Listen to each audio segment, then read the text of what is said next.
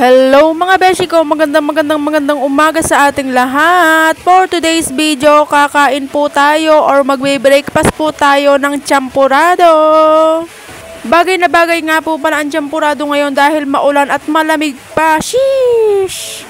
Kaluluto nga lang po pala yan mga beshi ko at dinala nga po yan ni nanay. Ang sabi po niya, si Bert po ang nagluto. Huy! Shout out sa'yo Bert, samahan nyo na ako mag-breakfast. Huy! Kung mapansin nyo nga po pala ay medyo maputla nga po ang kulay ng champurado na yan.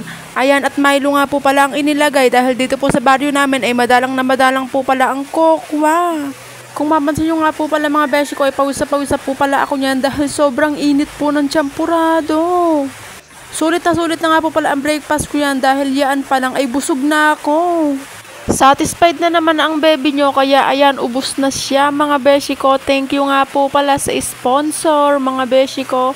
At ayan, maraming salamat po sa nagpapalaw at magpapalaw pa. Huwag nyo po kakalimutan. Yun lang po mga beshi ko. Thank you for watching.